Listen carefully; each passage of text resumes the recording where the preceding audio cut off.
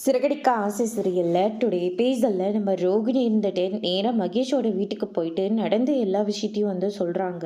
அதுக்கு அடுத்ததாக பார்த்தீங்கன்னா மகேஷ் இருந்துட்டு மீனாவையா வரும்போது போட்டு கொடுத்துட்டு ஆமாம் அவள் புருஷன் என் வாழ்க்கையை மட்டும் கெடுப்பான், ஆனால் அவங்க ரெண்டு பேரும் சந்தோஷமாக வாழணுமா, நான் வாழாத வாழ்க்கையை நான் சந்தோஷமாக கிடையாது, அதே மாதிரி அந்த மீனாவையும் முத்துவையும் நான் சந்தோஷமாகவே வாழ விட மாட்டேன், நான் இப்போ வீட்டை விட்டு வெளியே வந்துட்டேன், எப்படியாவது ஒன்று அந்த வீட்டுக்கு போயிடுவேன். ஆனா எனக்கு துணையா நின்னதுனால அந்த மீனவ அந்த முத்து கண்டிப்பா ஏத்துக்கவே மாட்டான் அப்படின்னு சொல்லிட்டு ரோகிணி ரொம்பவே சந்தோஷமா சொல்லிட்டு இருக்காங்க. வித்யா இருந்துட்டு கடைசியில நீ உனக்கு சப்போர்ட் பண்ணவங்களவே இந்த நிலைமைக்கு கொண்டு ஆளாக்கி விட்டுட்டு இல்ல, கண்டிப்பா நீ அந்த வீட்டுக்கு போக போறதே கிடையாது. மீனா உனக்காக ஒவ்வொன்றும் யோசிச்சு கிருஷிக்காகவும் உனக்காகவுமே மீனா எவ்வளோ கஷ்டப்பட்டு முத்துக்கிட்ட அந்த விஷயத்தெல்லாம் மறைச்சாங்கன்னு உனக்கு நல்லாவே தெரியும்.